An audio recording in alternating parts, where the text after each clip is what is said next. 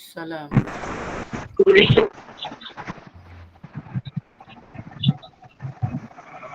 Ya.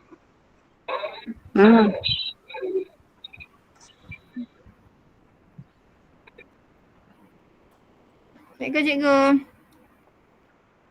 Waalaikumsalam.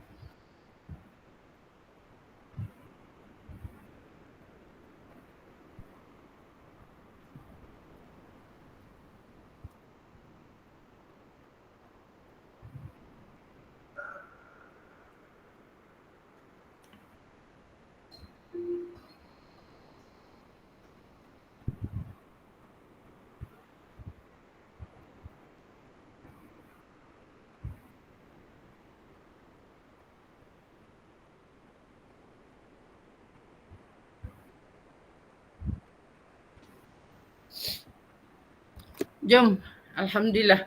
Buka majlis kita dengan umum kitab Al-Fatihah. A'udzubillahi minasyaitonirrajim. Bismillahirrahmanirrahim. Alhamdulillahi rabbil alamin. Ar-Rahmanirrahim. Maliki yaumiddin. Iyyaka na'budu wa iyyaka nasta'in. Ihdinas siratal mustaqim. صراط الذين أنعمت عليهم غير المغضوب عليهم ولا الضالين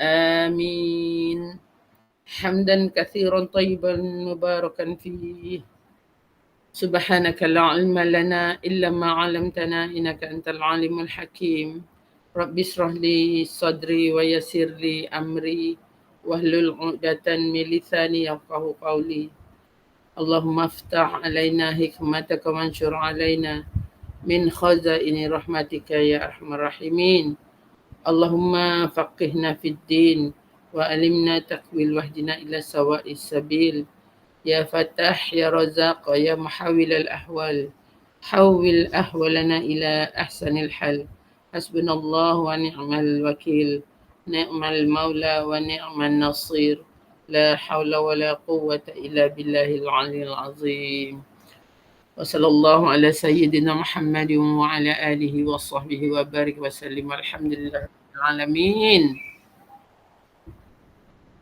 Allah Syafakillah Kak Syam. Boleh?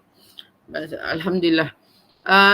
Selamat bertemu kembali kepada sahabat-sahabat yang dah selalu jumpa setiap minggu dan selamat datang kepada sahabat-sahabat yang baru. Alhamdulillah bertemu kita lagi pada hari ini.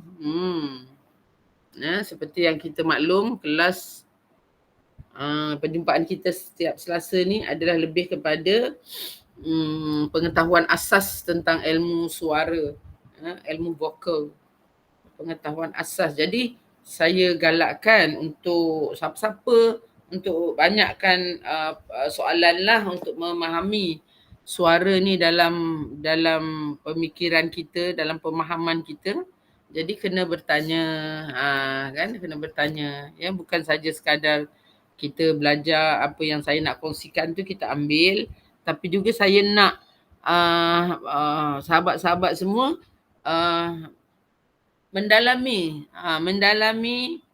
hal-hal ni yang bukan, mungkin bukan yang saya ajar pun, mungkin yang kita dengar, yang kita lihat, yang kita jumpa kat tempat lain ke, boleh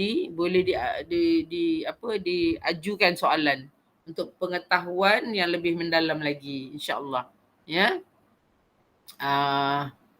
Jadi setiap hari Selasa ni memang selalunya saya akan menerangkan tentang asas-asas suara yang perlu kita fahami. Ramai di sini majoritinya dah tahulah. Dah tahu, macam contoh Puan Azalia, Puan admin kita, Puan Siti Hajar, Ida Hanim, Miza, Noriza, siapa lagi, Kak Syam yang sedang terbaring sakit tumit tu. Semua dah faham. Mungkin ada yang belum tahu atau dah pernah dengar. Kalau ada soalan sila ya, jangan malu-malu. Buka je video tu dan buka mikrofon dan terus ajukan soalan. Okay? Apa-apa saja berkenaan dengan masalah suara anda. Masalah suara anda. Apakah anda mengalami masalah bersuara? Macam mana jangan kita sempitkan hanya ketika mengaji saja. Maknanya masalah suara kita dalam apa-apa saja aktiviti suara. Contohnya saya kalau marah dengan anak saya tak jalan lah. Anak saya tak takut langsung. Ada semua tu berkait lah tu. Ya. Bila saya dalam meeting atau dalam presentation saya, selalu orang tak boleh dengar suara saya. Kenapa ya? Itu semua masalah lah yang boleh ditanya. Dan bila soalan tu keluar, kita akan dapat ilmu lebih cepat. Sebab dia akan terus jawab. Saya akan terus jawab kepada apa yang patut kena buat. Kalau saya kongsi, yang banyak tanya pun masih belajar lagi, apa lagi yang tak bertanya? Memang belajar terus lah. Tahu. Saya ada gelak tengok kan. Yang bertanya tu belajar dah 3-4 tahun kan. Ikut aja banyak lagi soalan sampai hari ni. Okay, Alhamdulillah. Semoga Allah rahmati dan berkatilah segala apa usaha kita. Tiap-tiap minggu saya nak cakap pasal mekanisme tu kan. Kadang-kadang rasa macam banyak. Dah tiap-tiap minggu cakap benda yang sama. Teringin juga nak bercakap benda yang lain. Tapi sebab hari Selasa memang tajuk asas. Jadi kalau dapat soalan-soalan tu rancaklah sikit. Kuranglah saya punya kebosanan ni. Sebab saya ni jenis yang kalau duduk buat kerja satu benda je, saya cepat bosan. Ya, jadi saya memang suka kalau ada ahli-ahli baru, sahabat-sahabat baru yang teruja nak tanya macam-macam. Saya suka tu. Ya. Okey. Jadi sambil-sambil saya bercakap ni, sambil-sambil mana boleh dicatat lah. Siapa yang boleh bantu saya nak ulang kaji, kita ulang kajilah. Ya. Jadi suara ini adalah anugerah. Anugerah daripada Allah Subhanahu Wa Taala. Allah yang ciptakan suara kita. Jadinya selagi kita boleh cari bagaimana nak mainkan suara dengan baik, kita carilah. Ya, dia tak ada satu titik perhentian. Dia tak ada titik perhentian. Sebab penggunaan suara kita banyak. Bukan hanya dalam mengaji, tapi alhamdulillah lah kita dipertemukan dalam kelas-kelas yang berkaitan dengan mengaji, kelas berkaitan dengan Al-Quran. Tapi sebenarnya penggunaan suara lebih luas daripada itu. Macam mungkin 20 tahun dulu, 10 tahun dulu, hari ni pun masih ada lagi lah. 10 tahun dulu orang sangka kalau belajar vokal aja mesti nak menyanyi. Belajar vokal aja mesti nak kena menyanyi. Sekarang orang dah mula faham, pergi kelas mengaji pun kena belajar vokal. Macam itulah. Jadi benda tu dah ada perkembangan. Cuma kadang-kadang saya amati kan perkembangan tu lambat. Sebab nak membuka minda kita, saya kongsilah satu pemahaman. Saya tak pandai nak sebut ayat berapa, surah apa lah. Tapi saya faham dalam satu firman Allah ya. Dia mengatakan apabila kita melihat sesuatu, mendengar sesuatu, rasakan, lihatlah benda tu, dengarlah dengan mata hati. Jangan tengok dengan mata kasar. Sebab bila kita tengok dengan mata kasar itu yang kita tak tahu apa yang kita tak tahu. Cuba kita tengok dengan mata hati. Dia kata, saya bacakan sekejap. Dia banyak memberi saya impact dalam mengajar ni lah. Kejap ni, saya sharekan. Perkataan ayat tu, firman tu sangat, mana dia? Allahu Akbar. Dia kata, tidak, satu ayat ni ayat daripada surah apa? Surah Al-Hajj ke apa? Dia kata, tidak pernahkah mereka, ni dari cerita banyak lah. Dari mula-mula dia cerita pasal kaum Lut, cerita pasal penduduk Madian. Maka betapa banyak negeri yang telah kami binasakan kerana penduduknya. yang dalam keadaan zalim sehingga runtuh bangunan-bangunan dan betapa banyak pula telaga yang telah ditinggalkan dan istana yang megah menjadi hancur. Ni cerita pasal kisah ni lah. Cerita kaum Nuh apa semua ni. Tidak pernahkah mereka berjalan di bumi sehingga hati atau akal mereka dapat memahami. Telinga mereka dapat mendengar. Sebenarnya bukan mata itu yang buta, tetapi yang buta ialah hati yang di dalam dada. Ni sangat berkait ni. Ada kalanya kita ni mungkin dalam konteks kehidupan kita, masyarakat kita biasanya bila kita tengok sesuatu yang tak elok tu, kita cepat je judge benda tu tak elok. Atau tengok yang elok tu alhamdulillah lah. Selalunya kita tak akan fikir ke dalam. Kenapa ya? Kenapa begitu? Kenapa begini? Yang itu yang kita nak kait-kaitkan ni. Sama lah dengan vokal ni. Dan saya tengok beratus-ratus dah saya buat kelas, beratus-ratus dah saya jumpa orang yang kita tidak melihat ke dalam. Macam suara contohnya. Bila kata vokal aja, bila kita kata suara orang faham, suara. Tapi bila kata vokal, guna je perkataan vokal, orang akan menjadi pemikiran menjadi sempit. Vokal aja menyanyi.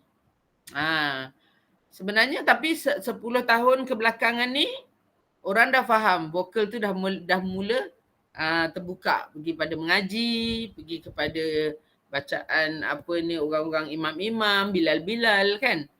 Nak berjuang tu seorang-seorang tu. Saya nak membuka jalan-jalan tu bukan mudah sebab bila saya dah buka jalan untuk bawa ilmu vokal ni ke industri yang lain, orang-orang muda yang belakang tu ngikut aja. Tapi mereka tiada perjuangan. Mereka ikut aja sebab mereka rasa itu peluang untuk mencari duit lah. Peluang untuk cari duit. Buat kelas vokal ni peluang untuk cari duit. Tapi mereka tidak melihat peluang yang lebih besar atau berjuang bersama untuk bagi faham kepada masyarakat sebenarnya ilmu tu bukan sekadar pasal mengaji. Ini terjadi pada diri saya sendiri. Ada orang ni lah biasalah dia katakan dengan saya macam ni. I pun nak buat macam Kak Ajar lah. Dia panggil saya Kak Ajar kan. I pun nak buat macam yang Kak Ajar buat lah. Kak Ajar buat. Saya kata buat lah tapi baguslah. Saya tak pernah halang kalau orang nak buat. Tapi saya kata duduklah jumpa, kita bincang dulu supaya kita faham. Bagaimana kita nak bagi terangkan kepada masyarakat kita. Yang paling best sekali dalam pengalaman hidup tu bila kita tengok ya. Contoh saya ajar dekat SPAQ. Orang tu pun pergilah dekat admin SPAQ. Dia akan cakap lah, saya mengajar vokal lagi ni. Saya mengajar vokal lebih ni. Saya mengajar gini kan. Itulah masyarakat kita. Ya, yang dilalui dulu masa saya mengajar dekat reality program macam tu jugalah. Kalau Cikgu Siti Hajar dia macam ni, kalau saya ajar macam ni, okeylah pergilah kan. Saya tak nak berebut-rebut lah benda-benda macam ni. Jadi saya harapkan peserta-peserta semua boleh bukakan minda untuk memahami bukan saja dari sudut bacaan Al-Quran tapi dalam apa saja perkara yang lain. Sebab saya suka sebenarnya bincang pasal masyarakat, pasal cara berfikir. Sebab supaya kita lebih aktif. Kita aktif, kita seronok. Kalau tidak, bosan aja kan kita aktif. Sebab contoh macam Cik Azalia pun jumpa orang ramai juga. Betul tak? Mengajar orang mengaji, jumpa orang. Ada kadang kita ajarkan student kita tu negatif sangat pemikiran dia. Bila orang negatif, bagaimana kita nak bagi dia positif? Macam Wan Siti Hajar, dia kerja dekat satu satu tempat bekerja ni. Duduk bila kamu berada di atas, macam-macam kamu nampak. Orang bawah bekerja di Bank Islam ya. Macam nak kata, nak tengok perangai sikap orang bawahan, nak tengok perangai sikap customer, klien, bukan mudah. Saya ni suka, kalau Hajar cerita kat saya benda ni begini, saya akan kata, buat program ni. Saya jenis nak buat program ni. Kalau buat macam saya, kalau saya kata dengan Ayu ni lah, sebab tu saya banyak pergi typing tu. Buat program ni, dia kata je semalam ada macam ni, ada wabak. Ada wabak ni dekat tempat ni, dia orang kata begini, okey buat program ni, saya akan buka minda dia orang. Saya jadi macam tu lah. Saya punya kerja tu bukan pasal vokal aja, tapi tajuknya semua pasal vokal. Tapi vokal tu saya ubah saya contohnya, suara bukan sekadar apa, suara mempengaruhi peribadi kita, suara mempengaruhi minda kita, suara macam itulah. Suara dipengaruhi ke mempengaruhi ke, tapi tajuk suara tu kena besar lah sebab saya punya kemahiran dalam bidang vokal. Tapi setelah saya faham tentang suara, macam contohnya saya tak pasti minggu lepas ke hari Khamis. Hari Khamis kalau tak salah saya ada buat kelas juga yang dengan suara saya boleh teka apa perasaan orang. Dengan saya dengar suara tu saya boleh teka perasaan orang tu. Bagaimana perasaan dia? Saya boleh agak macam awak ni mesti tengah macam ni. Awak tengah fikir macam ni. Hari Ahad. Jadi dah kelas hari Ahad cikgu. Kelas hari Ahad cikgu. Ya. Jadi saya rasa suaranya bergetar-getar. Saya kata suara ni menunjuk, saya dengar suara ni seolah-olah, saya tak kata saya tekaan saya tu betul, tapi saya kata suara tu bila saya dengar seolah-olah menunjukkan satu perasaan yang begini. Lepas tu peserta jawab, memang tengah rasa macam tu. Dengan suara tu saya boleh, jadi banyak sangat benda. Itu baru cerita pasal suara sebab saya buat kelas suara. Tu belum cerita pasal mata, pasal wajah, pasal gesture. Gesture tahu kita punya tubuh ni macam mana bila kita pergi majlis, tubuh kita ni nak orang nampak aura kita tu positif. Tu semua bukan sebab kita pakai baju mahal. Baju mahal okey, tapi kalau kita macam contoh kalau kita jumpa orang kita macam ni kan. Kan? Tapi ada orang dia macam ni. Dia pandang tempat lain. Tu menunjukkan apa? Mula-mula yang baiknya mungkin dia pemalu. Dia pemalu, dia tak kenal kita. Okey, kita test lah. Saya suka test. Saya pun test. Contohlah saya nampak Nuriza. Saya tak tahu Nuriza lah. Contoh saya pergi majlis, saya nampak orang tu pandang macam malu-malu nak pandang kita, mata tu lari-lari kan. Saya akan panggil, Assalamualaikum. Puan, saya Siti Hajar. Puan nama siapa? Tengok kalau dia kata, oh terima kasih tegur saya, nama saya Nuriza. Saya tadi tak ada kawan, dah malu dah. Memang betul dia malu. Tapi ada keadaan kita dah tegur, Assalamualaikum macam ni kan. Dia pandang kita ni, saya tengok dia pandang kita. Dia Assalamualaikum, dia cakap Waalaikumsalam. Dia pandang tempat lain. Itu sombong namanya. Jadi banyak benda yang saya lihat yang saya kesian dengan masyarakat kita. Dan kebanyakannya yang kita tengok tu orang Melayu.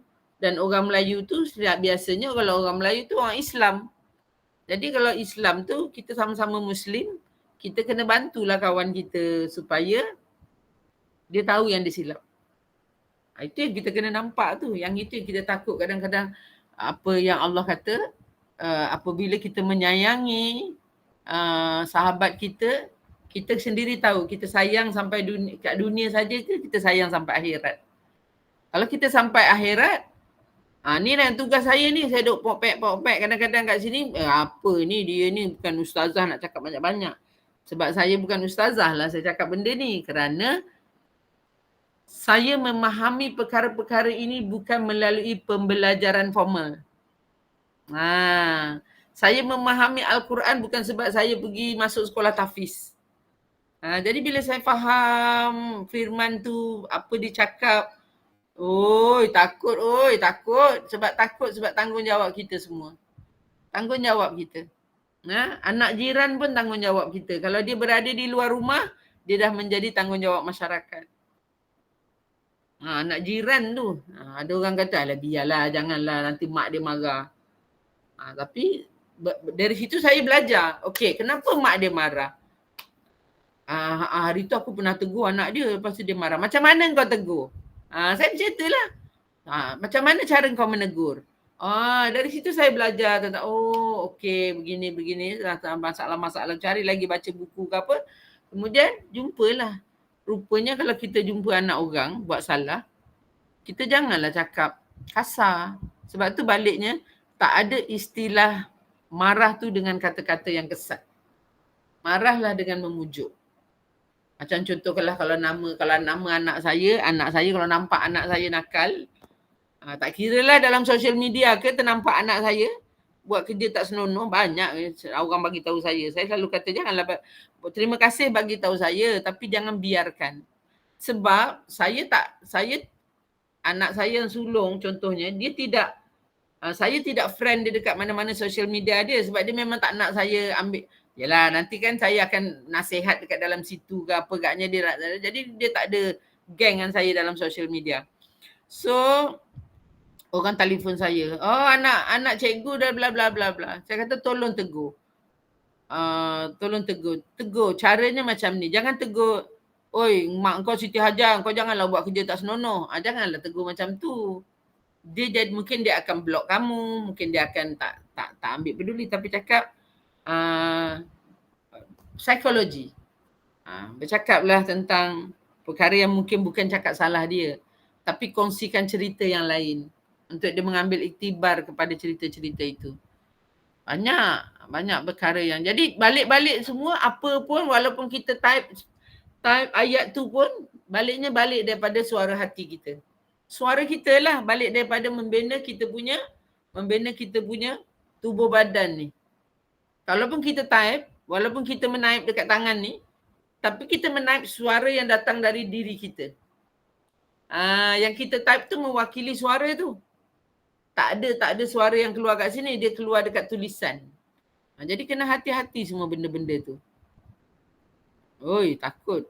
Yang terbaru saya dengar suara yang pada saya tak tahu nak cakap, mungkin terbaca kot. Tentang dekat Malaysia ni kena ada rumah pelacuran. Na'udzubillah min zalik. Takut jadi berhati-hati dalam semua kata-kata kita. Takut pendapat kita tu, kita rasa pendapat kita betul. Tapi kalau di sisi Allah, benda tu dah tak betul lah. Mungkin sebab tu Allah kata jangan bercakap atau berfikir menggunakan logik akal aja. Kena guna hukum. Kena bercakap berpandukan hukum. Bukan logik saja. Logik memang logik lah, yang dia cakap tu logik lah. Tapi dari sudut hukumnya salah lah. Mungkin. Saya pun tak tahu tapi saya takutlah dengar. Jadi kalau sahabat-sahabat dengar saya bercakap salah, tolong tegur. Manalah tahu. Sebab kadang jadi cikgu, jadi orang yang banyak bercakap dekat media ke apa ke, orang soal itu ini, kadang takut tersalah cakap. Takut tersalah cakap, habis akidah kita pun tersilap. Betul tak? Tu kita kena hati-hati. Baiklah. Untuk kita untuk kita nak menjaga tahap pengeluaran suara kita tu supaya selagi kita tak tidur tu suara kita memang bertenaga, bukan satu kerja yang mudah. Kita jangan hanya lihat ketika kita baca Quran. Kita lihat daripada kita bangun pagi, suara kita buat apa. Dari pagi, tengah hari, sampailah setiap saat tu. Mungkin macam saya bangun pagi, bercakap dengan anak, lepas tu bercakap dengan cucu pergi sekolah, balik sekolah, cucu menangis, marah cucu. Semua tu saya rasa. Buat kelas, jawab telefon, semua tu. Kan? Jadi untuk nak sustainkan suara saya sampai sekarang ni, pukul 9.30 ni, dia bukan satu perkara yang mudah. Nampak macam mudah aja, macam tu saja. Okay, jadi saya share. Pertamanya bila kita dah bawa kereta pergi sana sini, macam-macam hal yang kita lalui begitu begini, mata pun dah mula penat. Badan dah mula penat lah. Jadi pada usia kita ni dekat 60 ni, kita kan akan mudah letih dan kalau boleh nak tidur je lah. Kalau boleh sekarang ni lepas isyak ni nak tidur je kan. Tapi ada kelas. Okay. Tapi kelas tu, pertama kelas tu seronok. Saya buat kelas tu dengan perasaan seronok. Jadi sebab tu saya mohon bantuan daripada sahabat-sahabat semua untuk seronokkan saya. Seronokkan saya. Apa yang buat saya seronok? Macam itulah.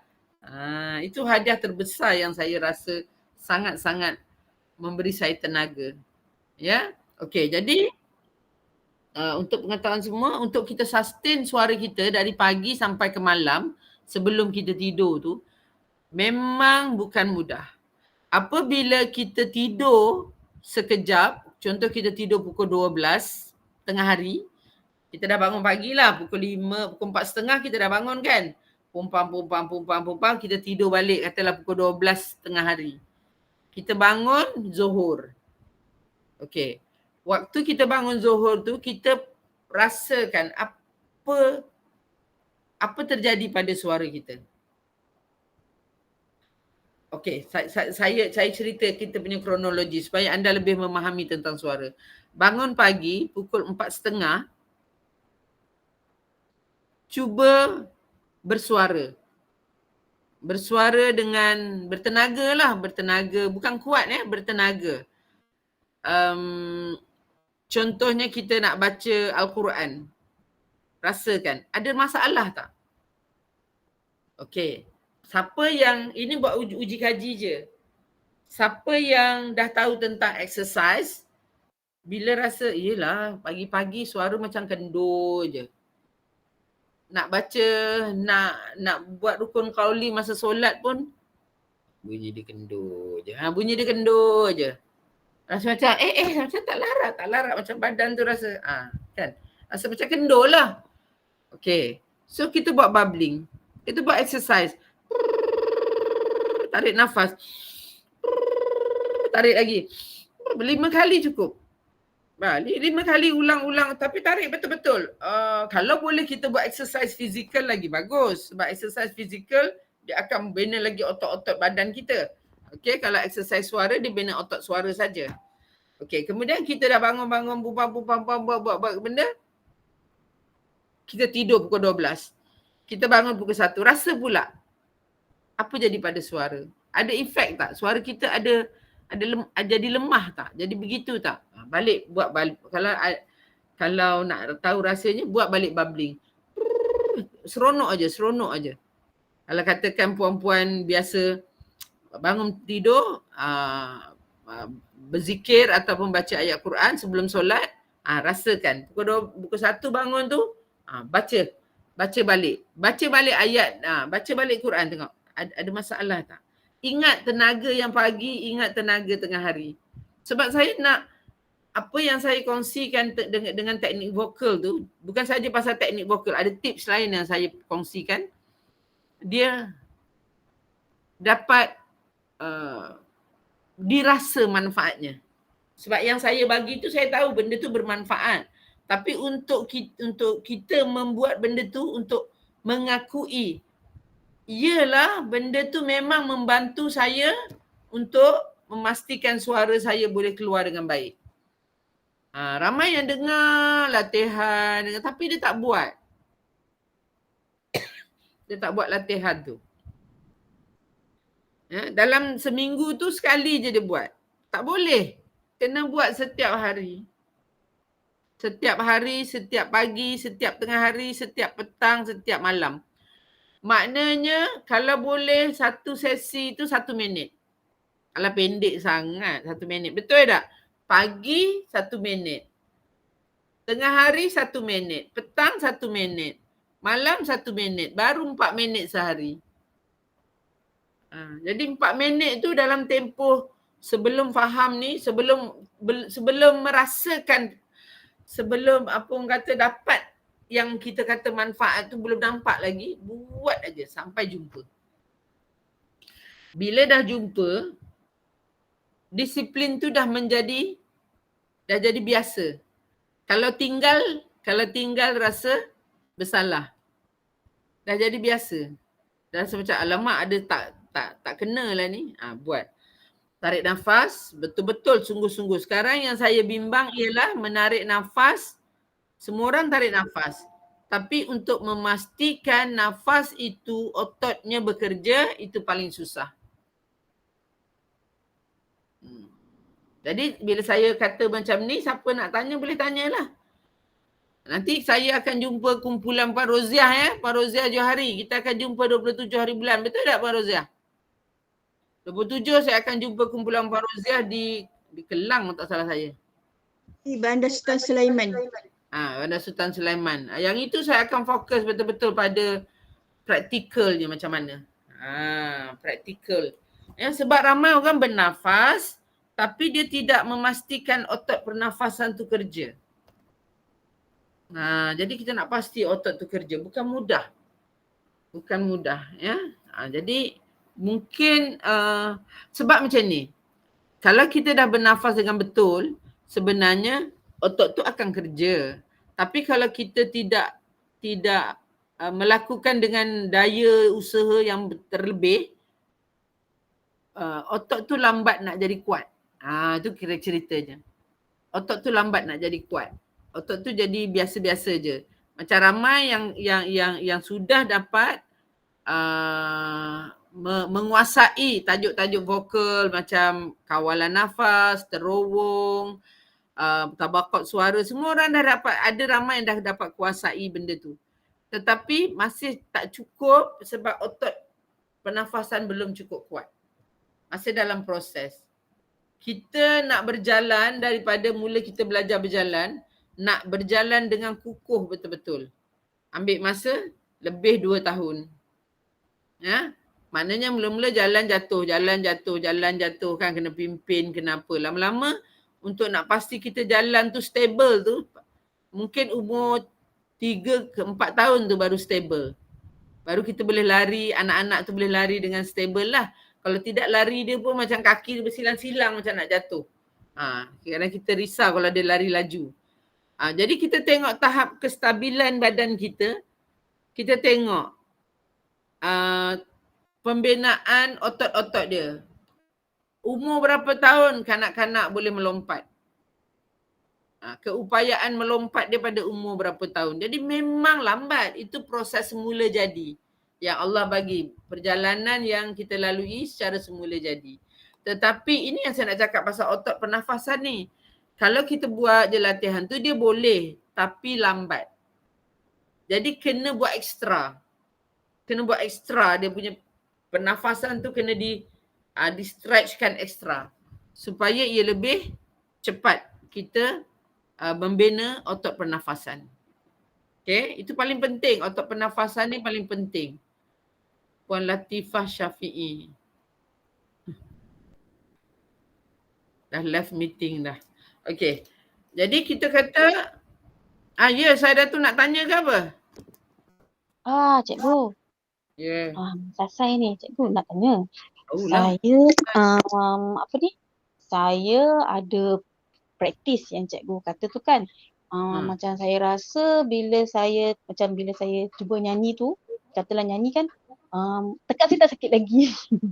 Kurang sakit lah. Contohlah kan, katalah saya nak nyanyi lagu Dawai yang bab jawab tu kan cikgu kan. Dawai engkau. Dawai. Tapi saya tak tahu lah. Dawai nyanyi. Tinggi tu. Tak tahu. Kak Azalia. Okey. Contohnya bila dengar lagu tu, dia macam ada tiga tabakot Dia macam ada nawar, dia punya chorus tu lah. Lepas tu ada jawab, lepas tu jawab berjawab. Lepas tu kan macam saya try lah. Macam melalak-lalak. Lepas tu tapi saya macam tak sure suara situ masuk ke tidak. Tapi bila saya try juga macam tekak tu macam dah kurang sakit yang tak sakit lah. Macam yang cikgu kata macam mana Okay, contoh lah kan cikgu kan. Macam mana dia cakap Okay. Macam mana dulu Dawai yang terangnya baku peti sumbang dan terus lirik terpekik doa yang pernah ku ucap syurga tak menjawab. Tapi kadang-kadang macam tapi tak tahu cikgu dia punya masuk ke tak menjawab. Okay, faham. Faham. Syok sendiri je lah cikgu, tapi Okey. yang penting saya tak sakit tekak. Macam mana saya nak jawab ni? Kau cakap tak habis-habis. Excited. Dapat sikit ilmu. Tu kan Tak. lalak-lalak lah. Ya, inilah cerita yang saya cerita dari awal tadi. Suaranya sudah dah nak masuk dalam terowong. Tetapi Sumbang. pernafasan dia tak cukup kuat untuk menyokong suara tu masuk dalam terowong. Jadi dia nak terowong kat sini, dia nak masuk ni. Macam mana nak cakap? Suara nak masuk ni. Terowong kat sini. Dia nak masuk. Macam mana nak tunjuk? Macam ni Dia nak masuk ni. Sepatutnya dia masuk kat sini kan? Dia masuk memenuhi terowong ni. Tapi sebab nafas dia tak cukup kuat, dia masuk kat sini je. Dia tak masuk semua terowong tu. Dia tak penuh kat dalam terowong tu. Itu je. Itu yang saya cakap pasal nafas tu. Maknanya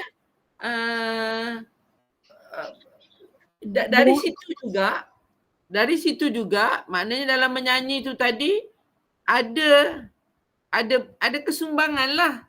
Sebab bila udara tak betul-betul dapat hantar ke situ, sumbang tu dapatlah datang. Cikgu, lepas tu cikgu kata kalau kita nak praktis baiknya macam hu-hu-hu kan? Macam hu-hu-hu ke depan macam tu kan? Lepas tu bila saya tengok lagu tu, chorus kan dia banyak huruf U cikgu. Tapi bila baca U tu dia macam tak masuk cikgu. Contohnya kan, betapa sungguh tega hatimu. U tu macam tak masuk cikgu. Hatimu. Tak masuk ya. Macam mana awak nak masuk kan? Satu. Mencuri ke depan. Mencuri ke belakang. Mencuri. Kalau huruf I asyik ke belakang. Ataupun kalau macam mengaji, kalau baris bawah tu asyik jadi ke belakang ni. Kalau kita mencuri. Macam mana mencuri ke depan? Mencuri. Mencuri yang digariskan untukmu, hati yang dulu terluka.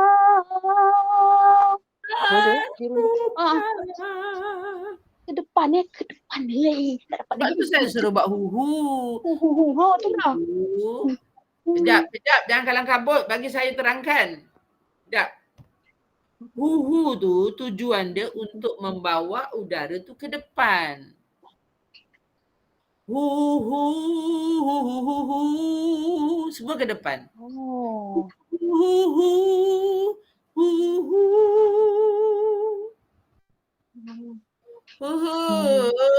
Tak mahu.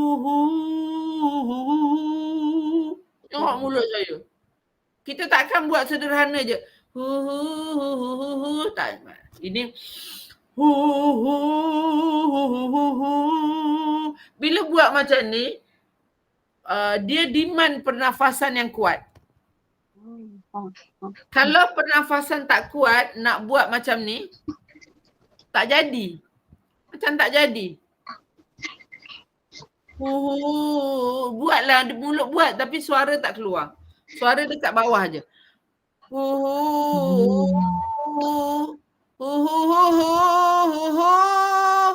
Itu tak ada nafas. Cuba kita tarik nafas.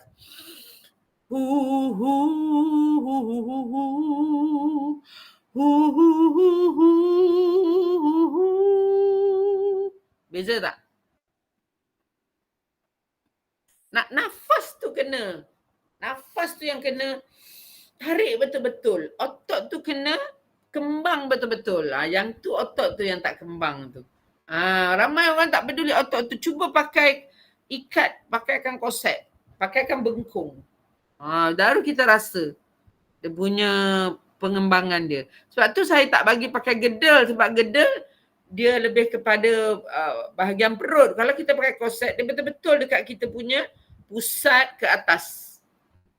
Kalau kita pakai gedel, dia ambil daripada bawah perut kita ni. Jadi fokus kita akan jadi tak cantik. Kalau pakai korset, dia betul-betul dekat pinggang. Betul kat pinggang. Tu memang cantik. Okey. Yang kedua, itu tadi nafas. Yang kedua, untuk nak memasukkan bunyi atau nak menggunakan nafas ni dengan bersungguh-sungguh, kita perlukan perasaan. Jadi kalau lagu Dawai ni, macam mana lirik dia? Lagu sedih. Tak saya share. Lagu sedih. Sekejap, saya tengok lirik dia. Saya nak tengok lirik dia. Kejap. Sekejap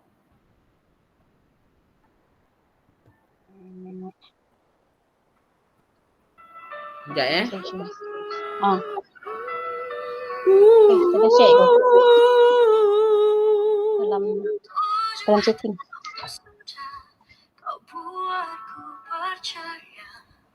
Tujuh tahun sudah. Kan?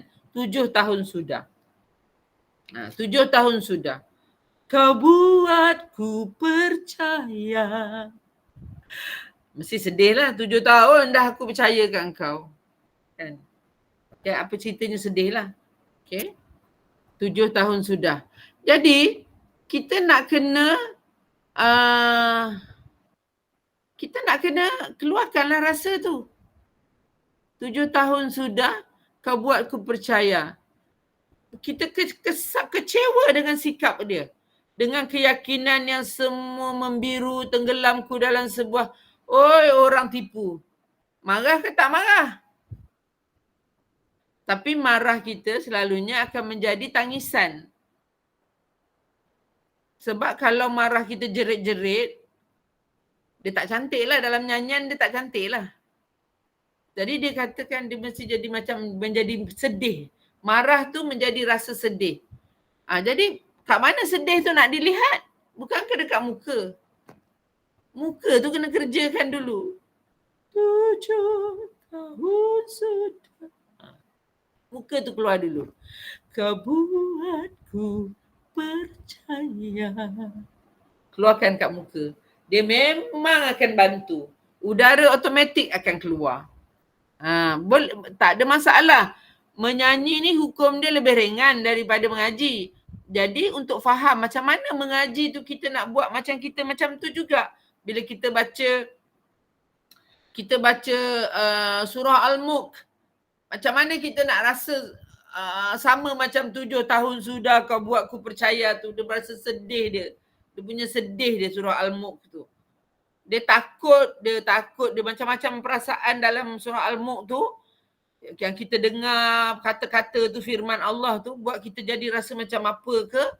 Macam mana nak tukarkan jadi satu perasaan dekat sini. Sebab Tabarakalladzi. Ramai orang tak dapat tu kalau baca tu muka terus jadi.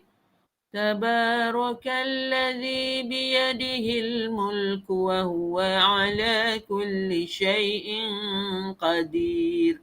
Mukanya biasa. Tukar aja muka tu. Tabarakalladzi biyadihil mulku wa huwa ala kulli syai'in qadir. Carilah sampai kita jumpa. Lama-lama barulah benda tu boleh sebati. Ni expression semua main peranan. Itu kalau untuk saya faham lah, sebab tadi bila kita dengar awak menyanyi, bunyi tu dah cantik tapi belum Dia dah cantik tapi belum Kalau dibanding Sasai dulu menyanyi, kat tekak je. Jadi sekarang dah ada perubahan, baguslah. Jadi gunakan pemahaman itu ketika membaca Al-Quran. Sama je. Sama. Tabaqat tadi awak sebut kan, nada tinggi, rendah apa semua. Sama. Cuma perkataan itu, tabaqat tu pakai bahasa Arab, digunakan dalam orang mengaji di Malaysia. Kalau di Arab, dia menyanyi pun disebut tabaqat. Betul lah tu. Sebab dia memang bahasa Arab. Dia guna untuk apa pun, dia gunakan cakap, dia guna untuk nyanyi ke, dia belajar vokal untuk mengaji tu dah memang pakai tabaqat. Dia guna untuk menyanyi pun dia kata, tabaqat tu jaga. Dia tak cakap lah macam tabaqat tu jaga. Maknanya dia cakap lah Arab. Macam itulah. Jadi, tak mengapa. Tak ada salahnya menggunakan perkataan itu. Macam orang panggil,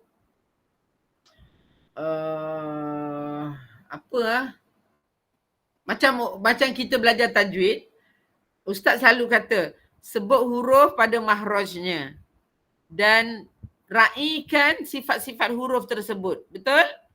Jadi saya guna perkataan itu menyebut huruf pada kedudukannya, pada mahrajnya, pada kedudukannya. Dan raikan sifat-sifat huruf ketika saya mengajar orang bercakap, berkomunikasi. Jangan nak buat ucapan, bila kita cakap dalam bentuk bersahaja macam ni, kita akan cakap dalam bentuk dialek. Tapi bila kita dalam majlis yang formal, pengacara majlis contohnya, dia tidak akan kata macam ni. Contohnya, dengan hormatnya majlis mempersilakan Puan Roziah Johari untuk menyampaikan ucapan. Apa yang masalah dalam kata-kata saya tadi? Perasan atau tak perasan? Dengan hormatnya, majlis mempersilakan Puan Roziah Johari untuk menyampaikan ucapan. Tak ada intonasi. Apa perkataan yang dapat detect salah? Kalau telinga saya cepat aja benda tu. Majlis, kalau intonasi dia. Sebab Sasa cakap pasal intonasi. Majlis dengan segala hormatnya mempersilakan Puan Roziah Johari untuk menyampaikan ucapan. Dia bukan majlis dengan hormatnya mempersilakan. Dengan penuh perasaan. Ya, dia ceritanya orang kata dengan penuh perasaan. Tapi dalam kelas saya soal perasaan, ramai orang tak bertanya pun macam mana nak membina perasaan tu. Betul. Nak tanya nanti cikgu. Bila saya kata perasaan tu tak cukup, saya tak pandai nak merayu. Memanglah kalau kita tolak semua orang cakap buat ni tak pandai, buat ni tak pandai, buat ni tak pandai. Memanglah tak jadi kan. Kita kena pecahkan ruyungnya. Kalau kita tak berani memecahkan ruyung itu,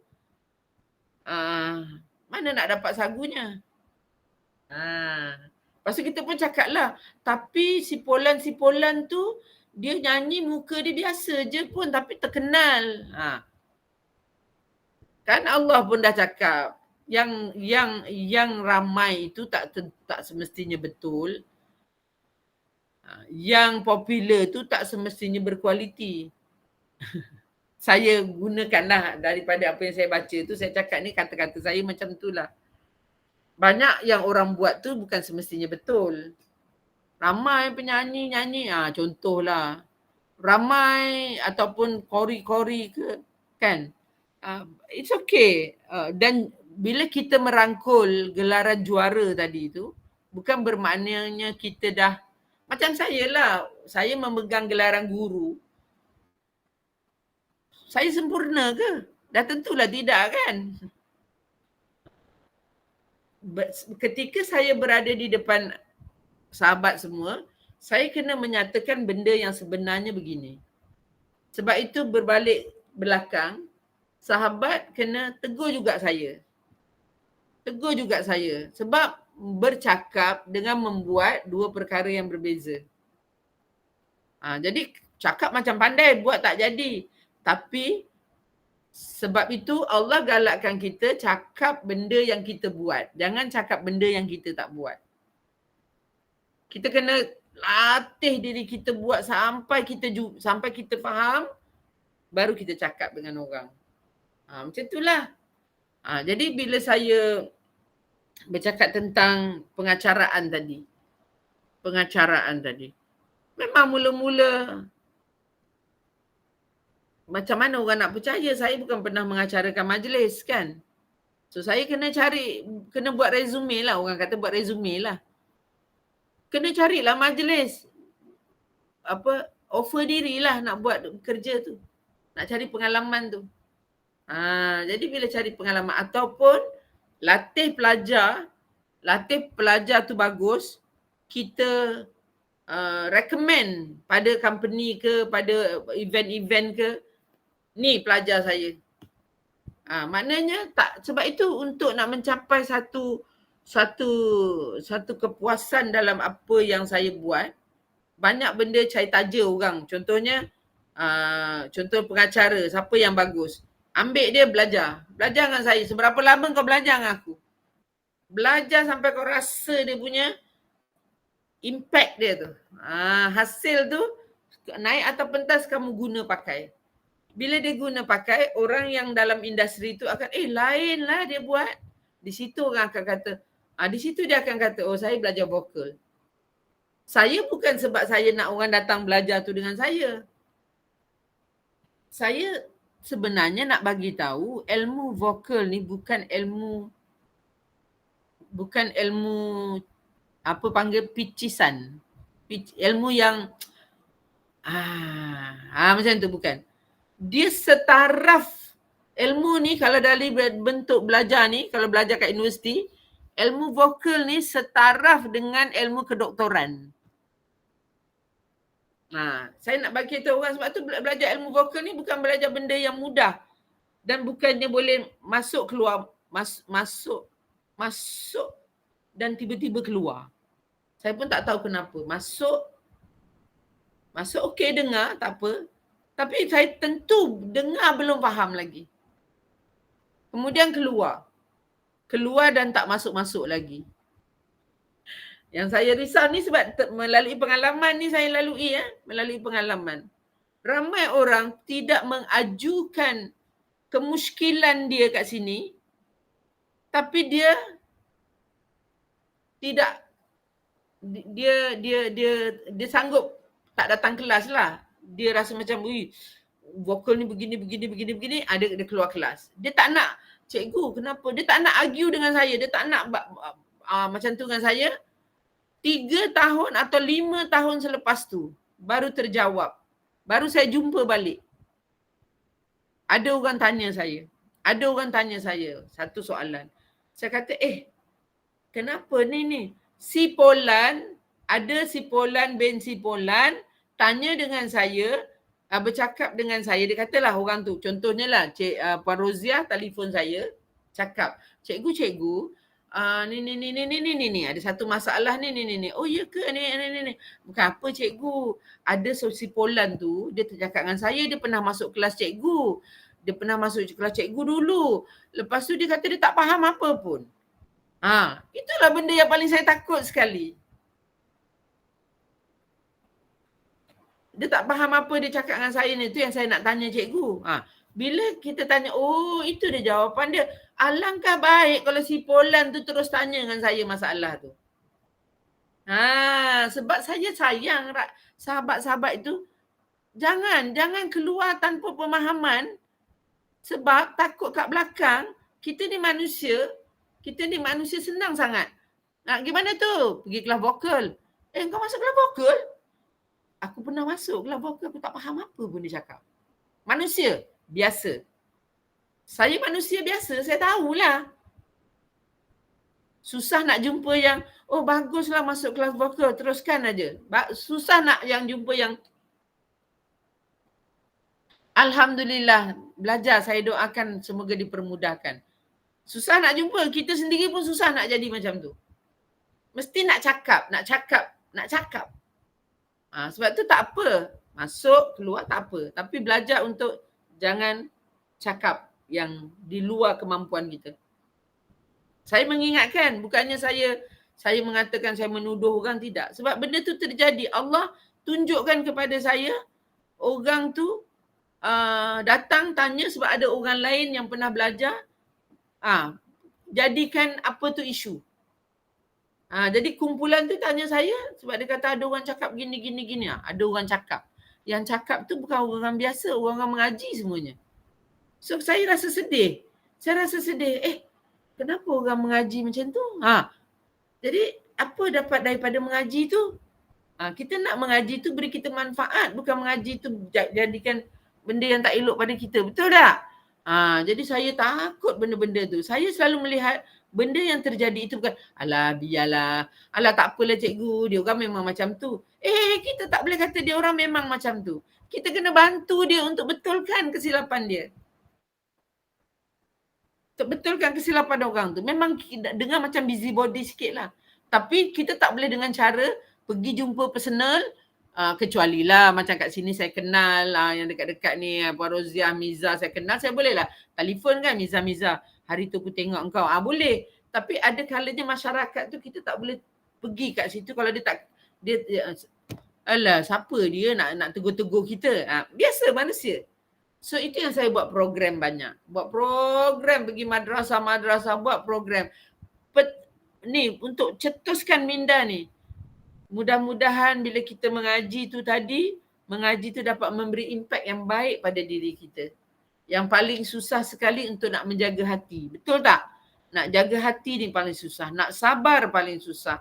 Nak jaga hati, nak jaga mulut. Mulut lagi paling susah lah. Pasal tu yang ni kena tutup besok ke akhirat. Kan? Sebab itu saya kata kenapa mulut. Benda tu menjentik saya punya hati minda saya untuk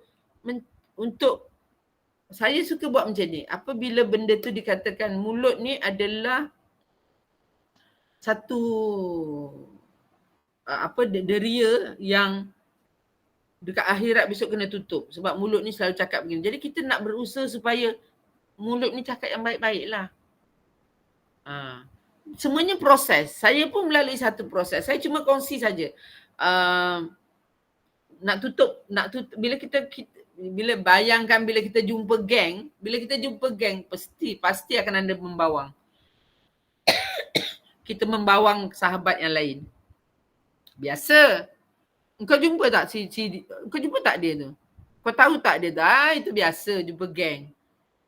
Mula-mula tu memang susah. Ini saya akui. Bila jumpa geng dia perempuan-perempuan, kemudian dia terbawa, kita pun terpengaruh.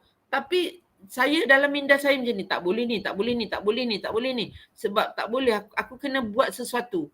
Maknanya kita kena melangkah untuk buat sesuatu supaya benda tu tak berpanjangan. Pertama, mula-mula saya akan, ketika dia orang cerita yang ni kata yang ni kata ni, mula-mula saya kata, tak maaf ya, aku pergi toilet kejap. Mula-mula saya melarikan diri dari situ. Kemudian kat toilet kita fikir. Kat toilet tu boleh berfikir. Toilet tu fikir. Kalau kita lari daripada situasi, maknanya kita tak berdakwah. Itu saya fikir, tak berdakwah ni. Berdakwah yang paling betul ialah dekat orang yang paling dekat dengan kita. Dengan anak-anak kita, keluarga kita, kawan-kawan kita. Okeylah, berlalu.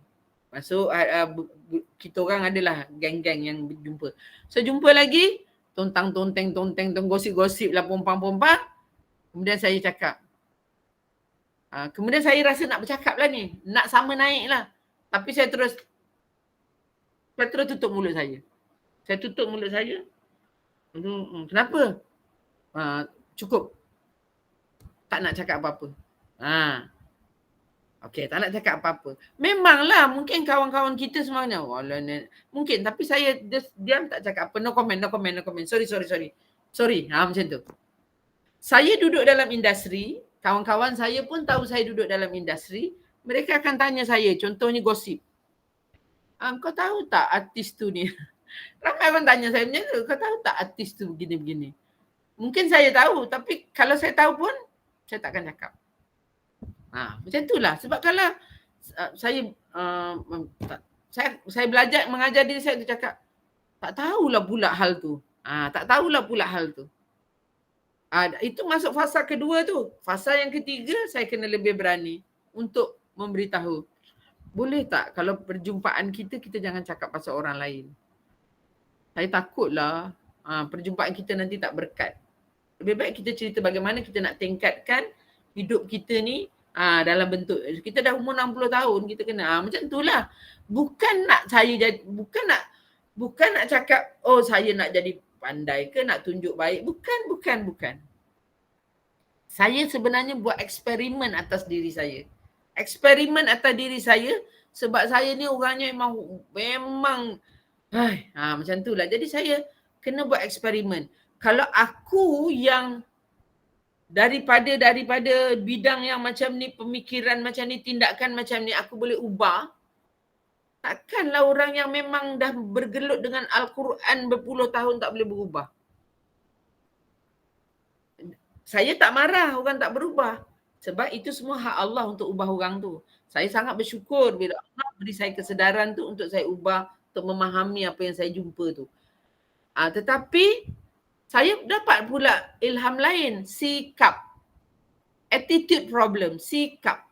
Sikap orang Melayu kita daripada saya mengajar kat universiti, pergi dekat tempat institusi pekerjaan, kat kerajaan, kementerian-kementerian, ramai budak-budak lulusan degree orang baru. Selalunya kalau kelas choir ni, dia orang akan hantar staff-staff yang baru masuk. 20 orang, 30 orang, staff yang barulah. Semuanya hari ini mana ada pakai diploma, semua orang keluar universiti semua pakai degree. Tapi sedih sebab ni pemikiran mereka tak setinggi kertas yang dibawa tu. Sikapnya semua ada masalah. Jadi saya sebagai cikgu memandang bukan pasal nyanyi. Saya suka je dapat kelas choir tu pergi ke kementerian, saya buat je. Sebab sebenarnya saya sedang melihat anak-anak kita yang dibangga-banggakan kadang-kadang sampai tak ada adab. Tak ada adab dengan orang tua. Ni semua penting. Tengok masa kita jamuan, makan, lepas praktis choir, kita tengok budak-budak makan, kita tengok macam mana mereka. Masalah banyak. Jadi di situ saya melihat permasalahan masyarakat lah. Jadi samalah dari melalui vokal tadi, ide membuka jalan tu lebih luas. Jadi saya harapkan sahabat-sahabat semua jangan melihat vokal tu hanya semata-mata untuk pasal nak mengaji saja. Bagaimana nak bertutur? 40 tahun kita hidup dengan suami kita, 40 tahun contohnya lah. Makju je lah, kalau ada makju mungkin 40 tahun dia dah hidup dengan suami dia. Kalau saya hampir 35 tahun hidup. Memang kita nak ubah diri kita 35 tahun sebelum ni, pompang tiba-tiba nak ubah yang macam ni je. Memang bukan senang. Memang susah. Tapi kalau untuk kebaikan, buat je lah. Ya, okey. Jadi, tarik nafas bersungguh-sungguh seperti kita nak, macam kata Puan Roziah tadilah, penuh perasaan. Jadi, saya hanya akan dapat monitor perasaan anda semua melalui ekspresi. Saya dapat monitor expression anda semua. Emosi tu tadi melalui expression tu. Kalau tak ada expression tu, saya tak akan, saya rasa macam ada tak puas lah. Tak puas. Okey, boleh. Itu dia tentang nafas ya. Saya bagi tahu tentang lebih pentingkan nafas tu. Jadi silakan. Ada yang nak baca ke, nak tunjuk ke, apa benda ke, silakan. Assalamualaikum cikgu. Berkaitan dengan tadi suara tu dengan penuh perasaan tu, macam mana kita nak membinanya? Sebab saya rasa kalau diri saya ni bercakap tu macam orang kata macam tak nampak lah dia punya perasaan tu macam biasa-biasa je kan. Okey. Kita nak jadikan perasaan kita bila kita bercakap tu ada yang mengikut teks itulah, mengikut. Ya. Okey. Apa yang paling susah? Perasaan apa yang paling gembira, susah ke senang? Gembira tu ada masa senang, ada masanya susah, tapi yang biasa saya buat tu biasa je. Okey, apa saat paling gembira pernah dilalui? Saat paling gembira? Saat yang bahagia datang sekejap saja, namun dalam hatiku Nak kata saat yang paling gembira tu tak dapat nak digambarkan. Kenapa tak dapat gambarkan? Itulah yang saya katakan, macam saya ni kalau orang kata, biasanya orang kan dia kalau gembira tu dia memang boleh lahirkan kegembiraan dia tu kan. Macam saya ni, kalau macam saya ni yang saya tahu, saya gembira ke apa ke saya biasa je. Sekarang ni bila Puan senyum ni tadi, perasaan apa? Gembira lah. Boleh tak guna senyuman ni ketika bercakap? Perasaan dalam ni. Seronok tu. Ada rasa seronok kan? Ya. Rasa yang dengan saya cubalah, saya seronok lah bercakap kan sebab saya boleh dengar daripada apa yang cikgu cakap tu, saya nak cubalah buat macam mana yang maksud cikgu tu. Okey, cuba Puan bagi salam dengan senyuman itu. Dengan rasa yang sama tu. Dengan seronok ni. Cikgu, saya nak tanya macam tu. Bagi salam. Senyum. Assalamualaikum warahmatullahi wabarakatuh. Tak, belum. Tak cukup lagi. Assalamualaikum. Okay. Ini ramai orang, ramai VVIP. Macam mana nak bagi VVIP tu salam pada mereka dengan rasa yang sangat gembira sebab saya menjadi pengacara majlis pada hari ini. Saya seronok dapat peluang jadi pengacara majlis untuk orang besar-besar. Macam mana? Rasa, tarik nafas. Tengok ada nampak orang kat depan. Rasa ada orang kat depan. Okay, ready? Tarik nafas. Assalamualaikum warahmatullahi wabarakatuh. Itu kenapa? Okay, tak apalah. Sebab ilmunya banyak. Bukannya pasal itu saja. Dalam ilmu bercakap, elakkan kita melenggok-lenggokkan. Melenggok ya cikgu. Assalamualaikum warahmatullahi wabarakatuh. Tu melenggok-lenggok. Tak perlu. Dalam bentuk komunikasi formal, straightforward aja. Terus dia cakap, gembira je. Go. Assalamualaikum warahmatullahi wabarakatuh. Lebih baik. Okey, kalau saya sekarang ni, adakah senyuman itu ada dekat bibir saja atau dari hati Puan Roziah? Saya rasa dalam 70% je. Okey, tapi dapat rasa macam mana membenanya? Ya. Kita benakan terus. Contoh semua orang nampak mata saya kan dekat skrin kan? Ini wajah orang bimbang. Risau. Bolehkah aku buat ni? Okey. Ini wajah orang. Yes. Aku yakin aku boleh buat. Assalamualaikum warahmatullahi wabarakatuh. Selamat datang kepada semua. Saya ucapkan terima kasih kerana dapat bersama-sama dalam majlis yang sangat meriah ini. Contoh. Tarik nafas tu sangat penting. Tarik nafas tu sangat. Assalamualaikum. Cuba. Praktik. Assalamualaikum warahmatullahi wabarakatuh.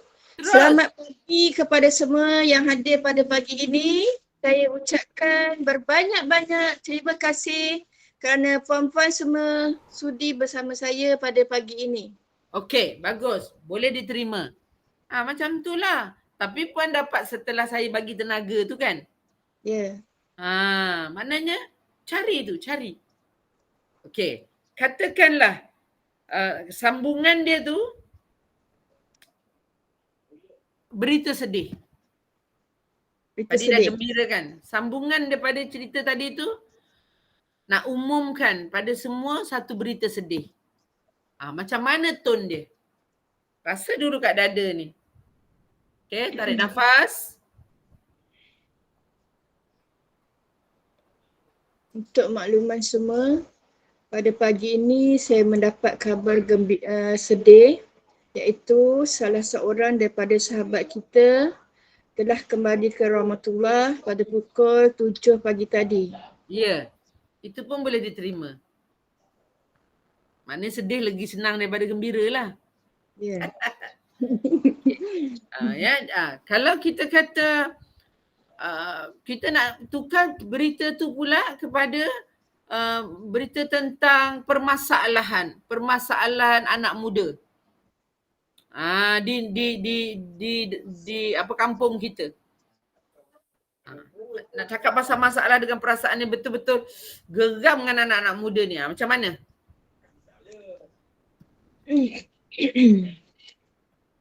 Okey, ibu-ibu sekalian. No, tenaga tu tak betul. Tenaga tu, geram ni. Okey, cuba. Tarik nafas. Okey. Ibu-ibu sekalian, untuk makluman semua, pada hari ini tempat kita ni telah berlaku satu kemalangan motosikal di mana melibatkan anak jiran kita yang berada di Jalan 3. Pelanggaran ini berlaku atas sebab mereka berlumba sesama mereka. Jadi apakah yang patut kita buat untuk mengatasi masalah ini? Okey, ini konteksnya sebab aksiden. Bila aksiden, kita ada rasa down. Contoh, hadirin sekalian, telah saya amati dalam kampung kita ni, terlalu banyak masalah sosial. Itu perasaan dia kan. Saya melihat ramai remaja yang berada di tepi jalan ketika waktu maghrib. Bukankah itu tanggungjawab kita untuk mengingatkan mereka semua? Jomlah, marilah kita bersama-sama mencari jalan untuk memastikan anak-anak kita berada. Nampak? Itu semangat lah tu. Jadi itu permainan suara yang perlu kita mainkan ketika kita baca Quran juga. Permainan emosi tu. InsyaAllah boleh. Belajar pelan-pelan. Dia sebenarnya itu nanti akan belajar ilmu lain sebenarnya tu. Tapi tak apalah. Saya share je mana yang boleh. Sebab dia akhirnya akan bawa suara kita. Akan bawa suara kita juga. Ya. Jadi kalau kita baca, okey, mari kita baca ta'awuz. Baca ta'awuz dengan rasa yang sangat ditakut sebab kena kacau dengan syaitan, takut. Pada masa yang sama berlagi daripada syaitan tu, nak pergi kat Allah, nak minta Allah lindungi kita daripada syaitan kat belakang tu yang kita takut. Macam mana rasanya? Kena buat cikgu. Siapa-siapa lah, kalau Roziah nak buat dulu boleh lah. Saya cuba cikgu ya. Okay. Jangan gopoh. Mesti benakan dulu perasaan dia tu. Dan rasa, tarik nafas dia tu macam mana, masa lari tu daripada ketakutan tu macam mana rasa. Bina. Okay. A'udzu billahi minasy syaithanir rajim. Bagus tu. Ada. Cantik. Tapi dekat tengah-tengah tu dia macam nak. Macam nak hilang. Dia tak terus Allah tolong. Dia tak ada terus macam tu. Dia macam mula-mula tolong tapi lepas tu macam hilang. Maknanya apa yang Cik Roziah rasa masa buat tadi tu. Mula-mula yang hilang datang balik. Apa proses yang Puan Roziah rasa? Mula-mula tu rasa macam ni, lepas tu yang tengah-tengah tu rasa macam ingatkan okey. Ingatkan okey kan? So kita turun. Itu yang ramai orang lakukan. Dia dipanggil, emosi tu tak sustain, tak berpanjangan. Habiskan ayat tu sampailah ke titik akhir. Maknanya bayangkan A'udzu billahi minasy syaithanir rajim. Habiskan. Kalau tidak, a'udzu billahi minasy syaitan, baru nak pergi balik. Tak boleh. Maknanya situasi itu, emosi itu, cerita itu berpanjangan. Perasaan takut tu berpanjangan. Perasaan lari tu berpanjangan. Perasaan nak minta bantuan tu berpanjangan. Dia sangat bantu. Okey, siapa lagi nak cuba? Thank you Puan Roziah. Siapa lagi nak cuba? Assalamualaikum Kak Wirda. Lama tak jumpa, tak sempat. Kak Wirda, ya Allah ya Tuhanku. Mak dah datang rumah. InsyaAllah, insyaAllah. Nanti saya plan. Hari tu kereta rosak Kak. Kereta rosak berapa bulan dekat dalam bengkel kereta saya. 6 bulan kot kereta saya kat bengkel. Lama benar tak siap-siap. Baru hari ni siap. Kereta buruk, kena tua kan. Okey, silakan siapa nak cuba? Sorry, tadi nak masuk cepat. Ya. Tak apa. Tak ada internet. Tak apa. Lama tak nampak Kak Wirda. Oh ya ke? Nampak Kak Wirda. Kak Wirda, how are you? Okey ke? Sihat? Kak Wirda. Internet problem ni. Itulah dia tak. Tu Kak Wirda tak buka mic tu. Internet problem tu. Tak dengar. Oh ya, sorry. Kak Wirda cakap sorang-sorang. Okey lah, ada 2 bulan lagi. Ada 2 bulan. 2 bulan. 2 bulan lagi. 2 bulan lagi edah. Faham. Okey. Ya. Ya. Ya, sorry. Alright. Take care. Okay. Ya, terima kasih. Sama. Okey, silakan cepat. Baca ta'awuz dengan perasaan tadi tu. Nanti kita tukar pula. Kalau Kak Azalia, kalau untuk Azalia, baca ta'awuz dengan perasaan tu tadi dengan koror. Dia lari daripada syaitan tu. Tak tolong tu tapi dengan koror. A'udzubillahi minasyaitonir rajim. Cari. Itu kalau Azalia. Kalau Hajar, apa? Hajar nak pakai suara mana? Gunakan je. Cikgu, sebelum tu cikgu boleh saya tanya satu soalan tak? Dia boleh. Macam ni, saya nak tanya soalan ni sebab apa? Saya ni selalunya, kan saya mengajar kan?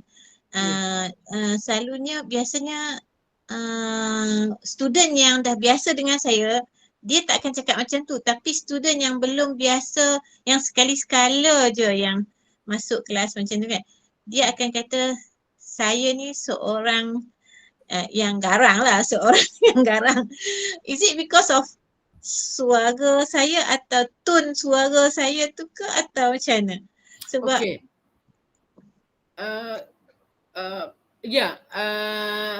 benda ni baru saja terjadi ke atau memang sebelum dari dulu lagi?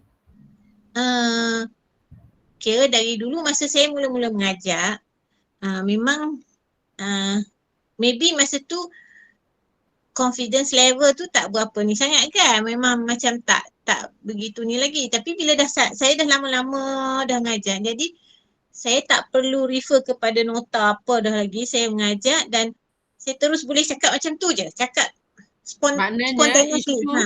Isu Ustazah Garang ni dalam kira bukan dari mula Azalia mengajar lah. Tak. Ustazah Garang. Sebab saya nak tahu tu benda tu kerana keyakinan diri kita ada kalanya dia membuatkan kita bercakap dengan intonasi yang sangat tegas. Okey. Itulah saya rasa saya bukan garang tapi saya rasa saya seorang yang tegas sebab saya cuba nak menyampaikan sesuatu tu. Inilah yang saya nak sambung ni. Saya pun digelar cikgu garang. Dekat Akademi Fantasia tu, satu Malaysia panggil saya Cikgu Garang. Tapi masyarakat kita tidak mahir dalam berbahasa. Sebab tu kita jadi orang Melayu tapi kita tak mahir menggunakan bahasa Melayu. Sebenarnya kita tegas bukannya garang. Kita tegas. Dia salah guna tu. Perkataan tu dia garang lah cikgu. Hah? Garang? Kita pun terkejut. Jadi saya faham yang ada masalah lagi yang Dewan Bahasa kena buat lah untuk program untuk memperkasakan bahasa Melayu untuk orang faham. Ini situasi macam ni bukan garang. Ini namanya tegas. Contoh. Kan? Jadi macam-macam lah benda yang saya nampak tu kadang-kadang kan. So, betul Azalia. Sebenarnya tegas.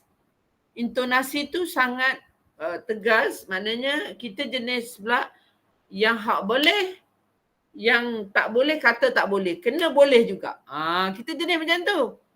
Ini hak ni kena sebut betul kat sini, kena sebut. Dia tak ada macam, tak apalah, bolehlah tu, bolehlah.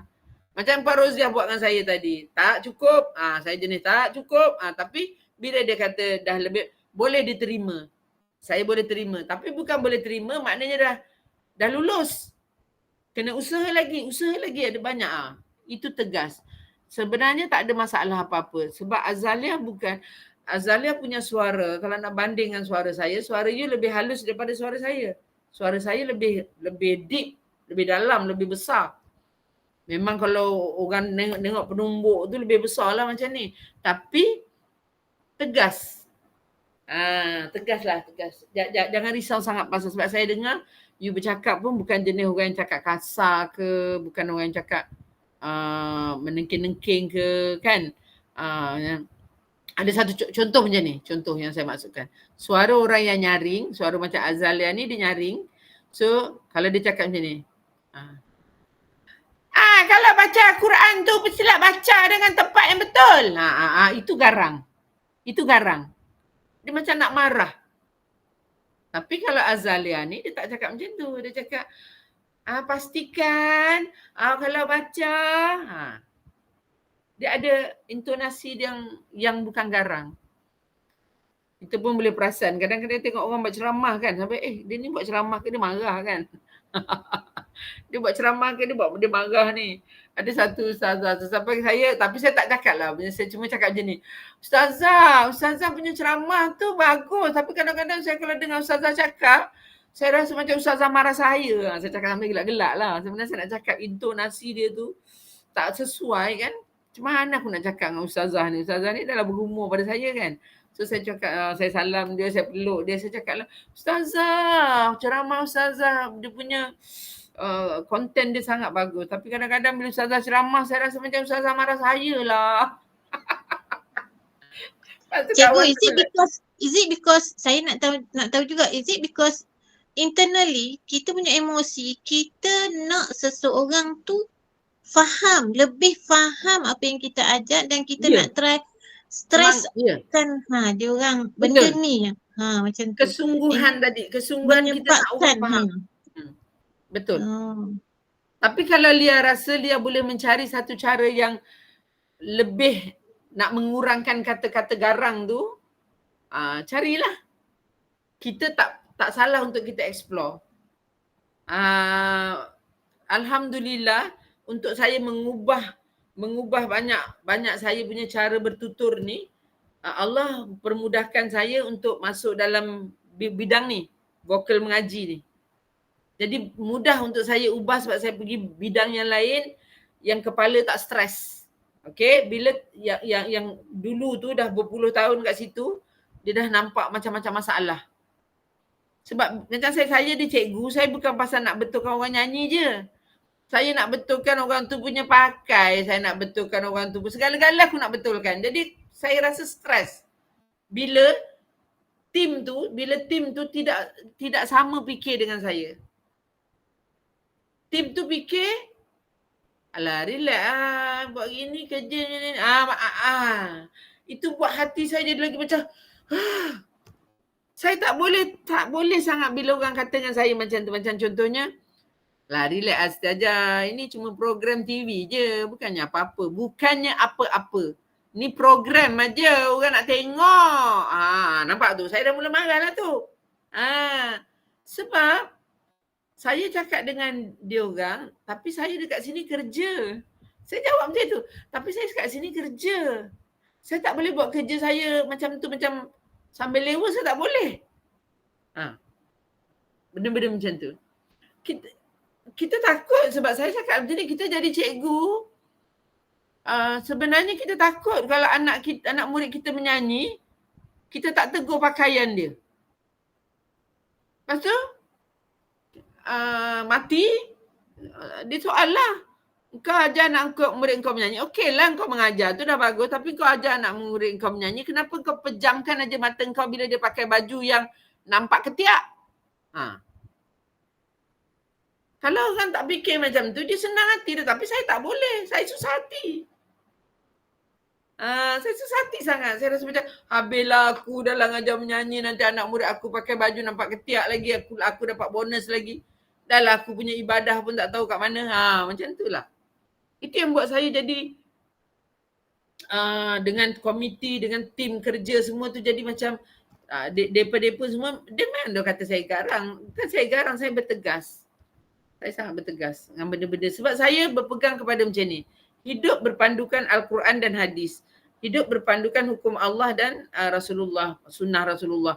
Jadi, saya tak nak berpegang pada logik. Bila umur saya meningkat kepada lewat 30-an saja, saya dah set dah. Aku tak, sebab saya faham yang Allah kata jangan bertindak, melakukan apa-apa dengan logik. Mesti berpegang pada hukum.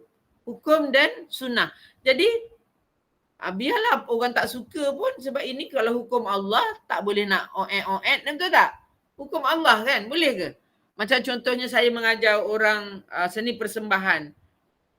Allah kata, tersentuh kulit lelaki perempuan yang bukan muhrim, haram.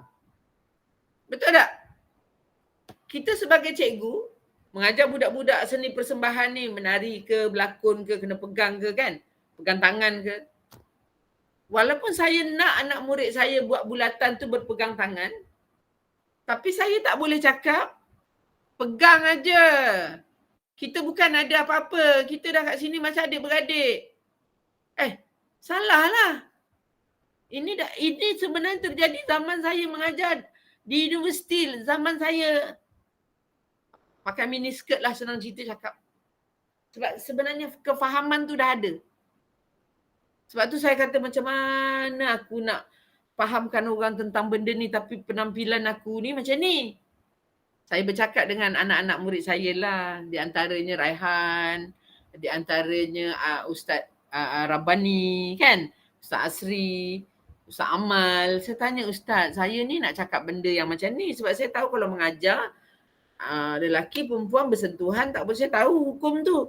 Tapi macam mana saya nak cakap benda tu dari sudut yang betul sebab saya pakai pun macam ni. Saya pun tak pakai tudung. Macam tu lah. Ustaz cakap apa? Ustaz tak cakap dengan saya, kalau nak senang pakai je lah tudung cikgu. Ustaz tak cakap. Satu ustaz tak cakap dengan saya macam tu. Apa yang ustaz cakap? Ini orang-orang akhlak mulia ni. Dia kata dengan saya,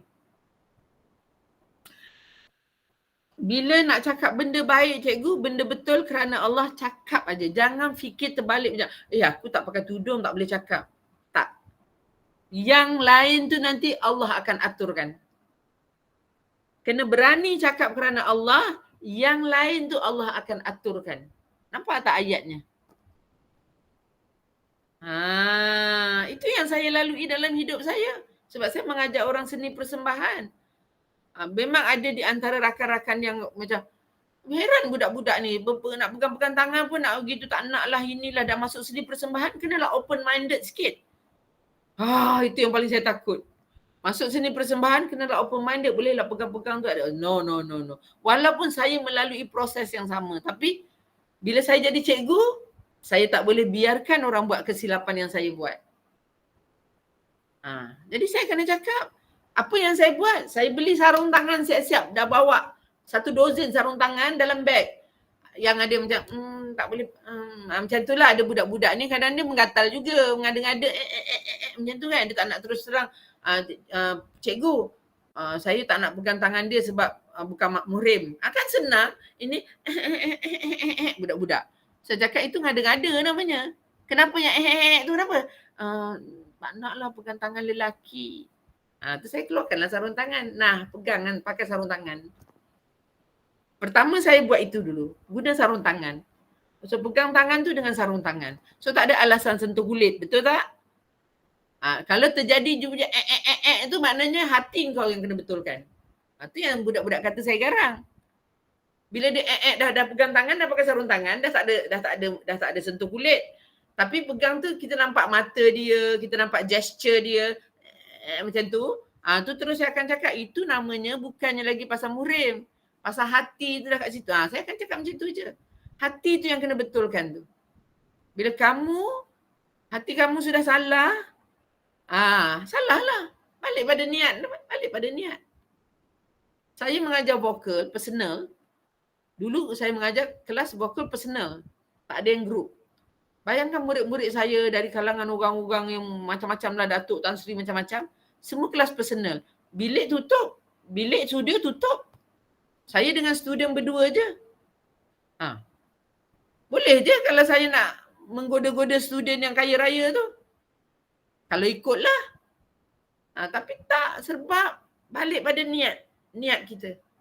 Niat kita tadi tu, jaga. Saya selalu ingatkan, kita cikgu kan, kita murid dengan cikgu. Kita murid dengan cikgu. Kita murid dengan cikgu. Selalu saya ingatkan. Sebab saya tak nak gagal dalam kerjaya saya. Sebab ibu bapa saya pernah cakap, dia kalau kita tengok cerita-cerita Melayu kan, cerita-cerita filem. Seorang doktor pakar sakit puan. Doktor pakar sakit puan ataupun doktor bersalin. Doktor tu lelaki. Dia doktor sakit puan, dia akan jumpa pesakit dia orang perempuan. Mungkin yang perempuan cantik-cantik. Tapi dia bukan tengok muka saja, dia juga doktor yang akan tengok benda lain juga. Tapi kalau doktor tu dia dah hilang, dia punya apa dia panggil? Dia punya dia lupa dia ceritakan tentang apa yang dia nampak tu kat luar. Contoh dia nampak, Cikgu Siti Hajar tu pesakit aku. Kau tahu tak, aku semalam check dia, bla bla bla bla bla, aku nampak. Itu etika tu dah salah. Etika tu salah, kau akan gagal jadi seorang doktor yang berjaya. Pasti akan ada masalah. Sebab tu kena tahu etika tu semua tu. Jadi saya tidak menafikan apa yang Azalia cakap. Bila kita bersungguh-sungguh nak membuat satu benda tu, kita akan cuba jadi kita punya intonasi tu jadi lebih tegas. Lebih tegas sebab kasih sayang. Itulah semua tu bercampur aduk. Kalau saya mengajar dulu, kalau student saya ramai lelaki, sekarang ni mengajar ramai lelaki juga, tapi kalau ramai lelaki saya akan bawa assistant lelaki. Tolong ajarkan pernafasan. Saya tengoklah kelompok pelajar tu. Kalau kelompok pelajar tu umur bayar anak-anak saya okey je lah. Sebab bayar anak-anak, saya pakai sarung tangan semua. Saya rasa lah dia punya diaphragm semua. Tapi kadang-kadang saya ajar ustaz-ustaz yang dah lebih berumur. Jadi saya kena hormati dia orang, jaga adab. So saya bawa lah anak murid yang lelaki untuk tolong. Benda-benda macam tu. Dulu bila saya mengajar orang, saya nak cek pernafasan tu. Kalau kita tolak dari depan macam ni, diaphragm tu tak, apa orang kata, tak betul-betul dapat bekerja. Jadi saya kena, ni tangan ni, saya kena dekat pinggang ni macam ni. Maknanya saya dari belakang, saya akan lock saya punya tangan ni dekat diaphragm dia orang. Dulu saya mengajar sampai tahap macam tu. Sebab tu bila di AF, bila di reality program, saya buat benda tu pada anak-anak murid saya ni, memang ada orang cakap, Cikgu Siti Hajar ni suka pegang-pegang murid. Saya tak marah lah. Jadi saya cuma kata, memang saya ada sebab untuk nak bagi tahu yang, ada sebab saya pegang, bukan saya suka-suka. Tapi saya tak nak layanlah benda-benda tu. Saya fikir, saya kena cari satu kaedah yang nak kurangkan orang bercakap. Sebab orang tak sampai penat. Tapi maknanya program ni program yang ditonton oleh orang Melayu, kebanyakannya orang Islam. Jadi saya kena akur pandangan dari sudut orang Islam ni. Pada dia orang pandangan tu tak manis. Okey, saya cubalah cari jalan lain. Itu proses-proses yang saya mula pakai selendang. Saya mula guna macam-macam lah. Saya kena berfikir. Kan? Jadi bila saya jumpa kelas mengaji macam ni, dia dapat banyak banner saya punya, membantulah saya untuk mengubah pertuturan saya, mengubah tingkah laku saya banyak. Sebab industri tu berbeza kan. Maknanya kalau di sana kita dengar muzik, kita kena dengar muzik ya. Betul tak? Dia dah buat saya banyak tone down lah juga. Saya okey, faham. Dan saya tak hipokrit sebab kalau saya berada di kelompok itu, saya rasa bila saya enjoy the music, saya tak ganggu orang lain, saya enjoy the music. Contohlah birthday party kawan, buat dekat satu tempat, so main music. Takkanlah bila macam tadilah orang suruh saya nyanyi. Saya nyanyilah contohnya. Takkanlah saya nak nyanyi dengan macam orang nyanyi nasyid pula. Jadi saya kena nyanyi sebagai bentuk nyanyi. Contohnya, apa guna berjanji kalau tak ditepati. Saya akan bermain lah. Itu baru mulut. Muzik dia. Na. Muzik. Na. Kan? Muzik lagu tu boleh bayangkan kan? Na. Teng. Boleh lah. Sebab kelompok itu kelompok yang faham kerja itu. Takkanlah saya nak nyanyi. Apa guna berjanji kalau tegak je macam tu. Lepas tu nak cakap dengan kawan apa? Kawan kata, kau ni Siti Hajar, kenapa kau nyanyi tak macam dulu? Macam nak cakap apa? Astaghfirullahalazim, benda tu lara, tak boleh buat macam tu. Kononnya nak dakwah lah tu kan. Lagi orang tak suka dengar. Besok orang tak panggil dah lagi kita jadi kawan dia.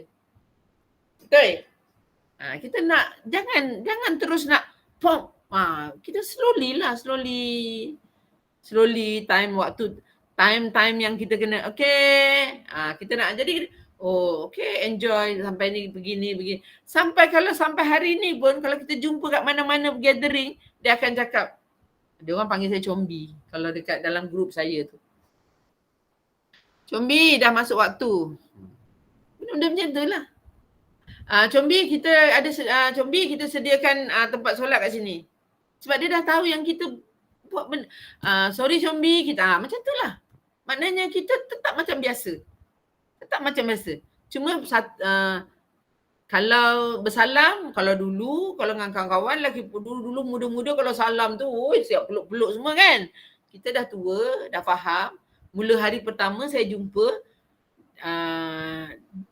saya buat macam biasalah, macam salam tu, tapi saya lapik lah macam ni. Lapik macam ni. Kalau dia minta maaf aku sebabnya ada wudu, macam tu lah. Janganlah cakap minta maaf sentuh lelaki perempuan tu haram. Janganlah cakap itu.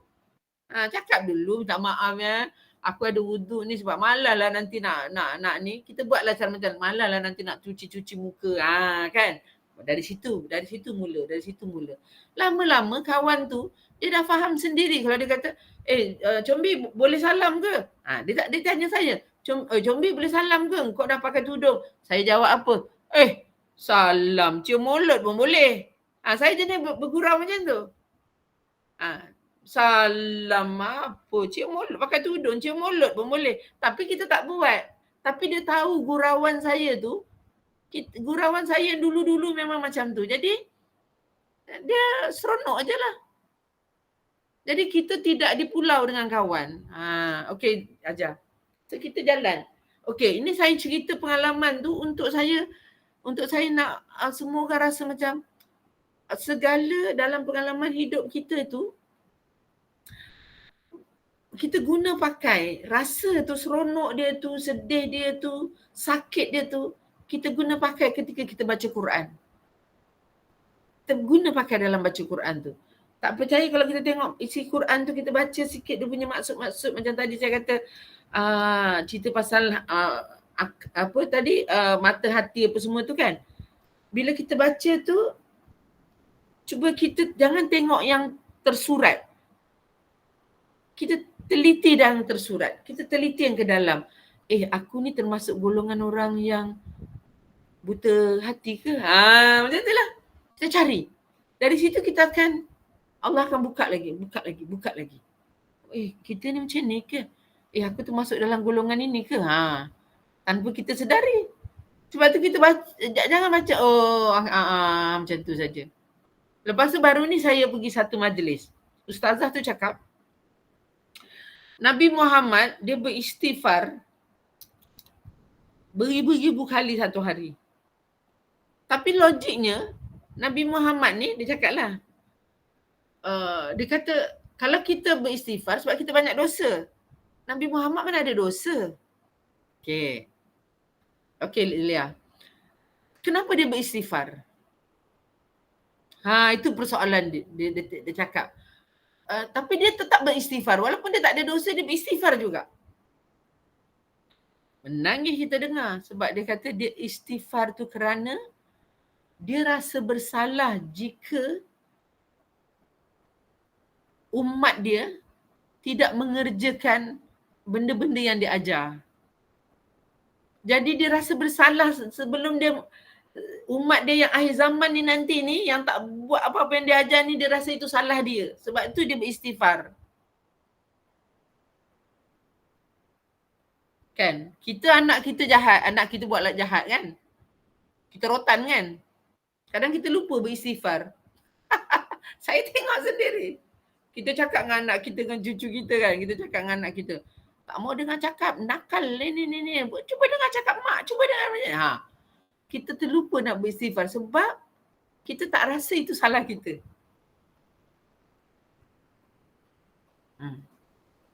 Jadi akhirnya saya balik kepada Allah, istighfar. Anak umur dah 34 tahun. Istighfarlah. Mungkin kesilapan aku. Mungkin ada kesilapan aku di situ. Istighfar aja. Memang kalau dikira sebagai mak, mana ada mak nak jerumuskan anak dalam gaung kan? Semua mak nak anak jadi bagus. Tapi betul ke cara pendekatan kita mendidik dia? Betul ke cara dengan kerja yang banyak, dengan begitu yang banyak? Jadi saya dapat ilmu tu semalam. Istighfar. Duduklah beristighfar. Duduk. Betul. Minta dengan Allah. Jadikanlah anak aku anak yang soleh tu, istighfar dulu banyak-banyak. Sebab rupanya dengan cara didikan kita mungkin buat dia jadi begitu. Who knows? Allah je yang maha mengetahui. Nampak? Jadi, kita vokal kan tadi kan? Vokal nakkan emosi, itu semua. Yang saya cerita ni semua ada kaitan. Maknanya, perasaan itu, apa yang saya dengar tu memberi satu impact dalam perasaan saya. Jadi saya bila beristighfar, saya ni, nak jumpa istighfar tu macam orang kata istighfar. Saya tahu istighfar tu minta Allah ampunkan dosa kita. Tapi nak dapat istighfar yang sampai teresak tu, kalau ada orang jumpa, ada tips untuk saya, tolonglah kongsi. Susah benar nak istighfar dah 100, 200. Belum air mata tak dapat menitik lagi. Masih selamba je astaghfirullahalazim, astaghfirullahalazim, astaghfirullahalazim. Masih biasa je lagi. Belum dapat lagi. Astagfirullah. Belum. Saya nak kena berlakon-lakon baru jadi. Kalau boleh saya tak nak ada berlakon. Kalau nak kalau boleh saya nak saya duduk, saya istighfar 5-6 kali je benda tu datang. Kalau saya berlakon saya boleh. Tapi saya tak nak berlakon. Sebab saya nak benda tu real. Saya tak nak dia berlakon. Kalau ada tips tolong bagi tahu saya. Teringin sangat kan nak baca sampai duduk rasa dosa tu. Saya sedang buat eksperimen. Saya tak berhenti buat eksperimen. Sebab kalau saya jumpa kaedah tu, saya akan bagi tahu kawan-kawan. Saya akan bagi tahu orang yang saya jumpa. Nak istighfar, nak menangis ketika beristighfar.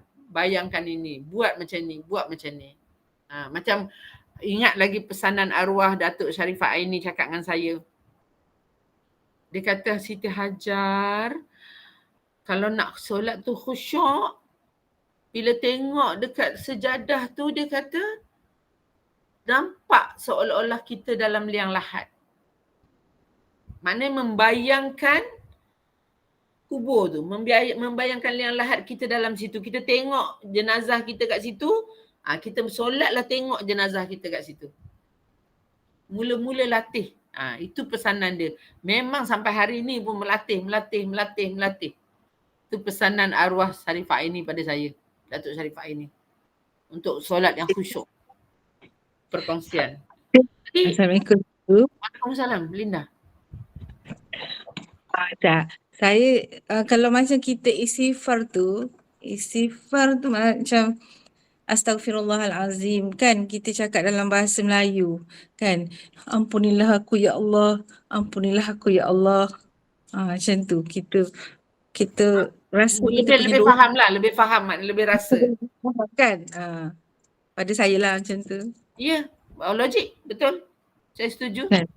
Ya. Sebab kita lagi faham bahasa kita. Pada dalam bahasa Arab ni kita baca je doa tu, kita tak faham kan. Ya. Terima kasih, bagus. Sebab saya pun kalau doa yang panjang-panjang tu semua saya baca bahasa Melayu. Saya tahu, baru kita rasa kan, sebab kita faham perkataan tu. Macam kita bersyukur, ya Allah, syukur, Alhamdulillah, ya Allah, syukur, ya Allah, terima kasih, ya Allah. Macam tu kan masuk dalam jiwa kita. Kita rasa benda tu dalam hati jiwa kita. Yes, terima kasih. Thank you. Nampak? Dapat satu tips. Terima kasih perkongsian. Okay? Jadi, macam tadi kita kata macam mana kita nak membaca ta'awuz dengan rasa takut dengan syaitan dan pergi berlari kepada Allah untuk minta perlindungan dia. Minta tolong dia. Carilah rasa tu.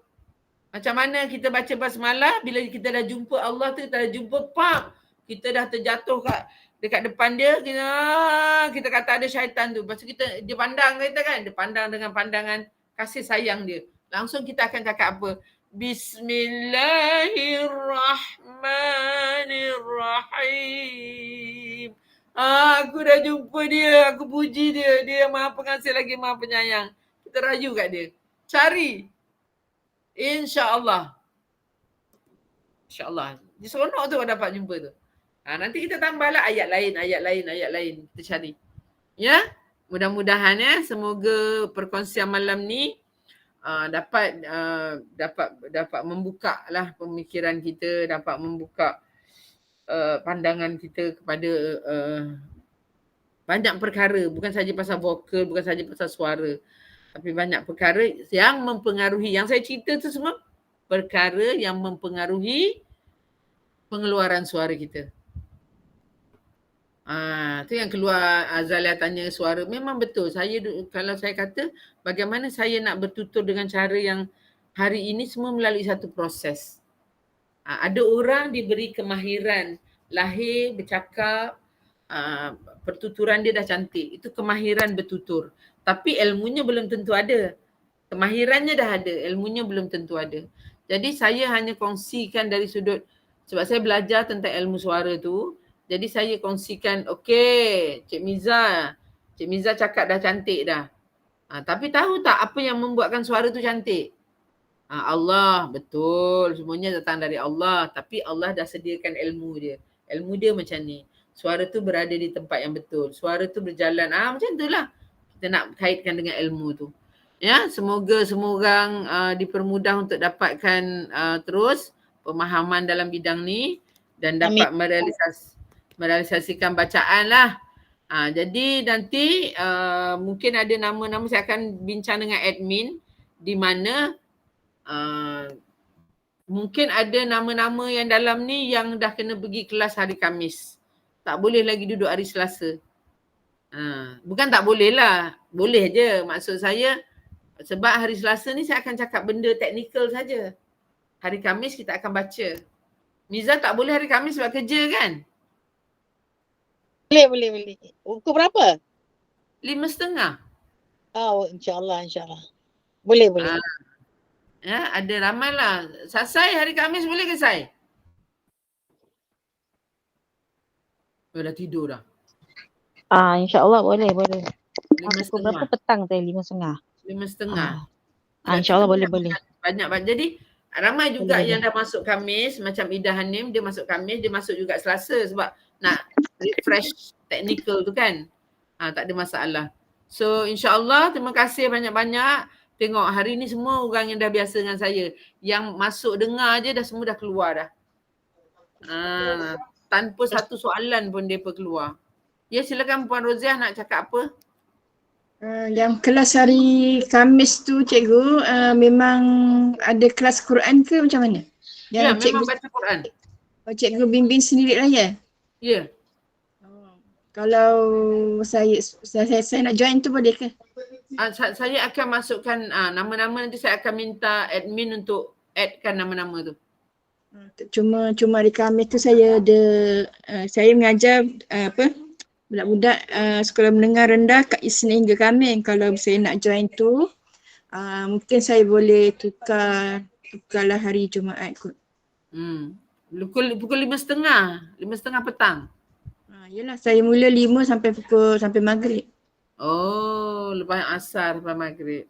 Tapi mungkin saya boleh tukarlah, saya tukar pada hari Jumaat ke kan kalau saya dapat. Hari Khamis tu kita menggunakan Al-Quran, kita baca untuk nak mengalunkan suara ketika baca tu macam mana nak masukkan dalam terowong, nak gunakan pernafasan, nak kembangkan emosi kita. Jadi pembacaan akan jadi lebih cantik lah, beralun lagi. InsyaAllah. Itulah ilmu yang nak tak boleh timba tu. InsyaAllah. Okay. Jadi nanti nama-nama tu akan saya naikkan lah. Ya, untuk saya bagi tahu admin supaya suruh add dekat dalam grup tu. Jadi sebab ramai yang masuk Khamis, hari Selasa pun dia join juga. It's okay. Saya tak ada masalah benda-benda macam tu. Cuma kalau hari Selasa kita tak ada satu fokus bacaan tu. Sebab kita harapkan ada ahli-ahli baru yang datang untuk memahami. Cikgu, saya baru masuk, saya tak faham. Saya baru masuk, saya nak tahu pasal vokal asas ke. Tapi tak ada seorang pun yang bersuara nak tahu apa-apa. Jadi susah kan? Benda-benda macam tu lah. Saya kira sahabat semua faham apa perasaan saya kan. Tapi nak buat macam mana kan? Dia kata bukan nak buat macam mana tu saya tak buat apa-apa. Maknanya semoga mereka diberi hidayah lah untuk tahu nak bertanya kan. Macam itulah. Selagi satu, saya raikan yang nampak yang saya nak raikan ni semua kawan-kawan yang dah biasa dengan saya ni, yang nampak muka ni. Jadi saya dah tentu saya akan bagi tajuk yang lebih lagi sebab yang dah saya kenal lebih ramai. Yang saya tak kenal tu tak buka pun muka. Tak buka pun kamera. Jadi saya tak tahu sebenarnya dia nak apa. Kan. Jadi terpulanglah. Mudah-mudahan kalau ada dengar apa-apa, cakap masuk aje, masuk tanya aje macam tu. InsyaAllah. Terima kasih ya. Jom kita tutup majlis kita dengan surah Wal Asr dan tasbih kafarah. Bismillahirrahmanirrahim. Wal Asr.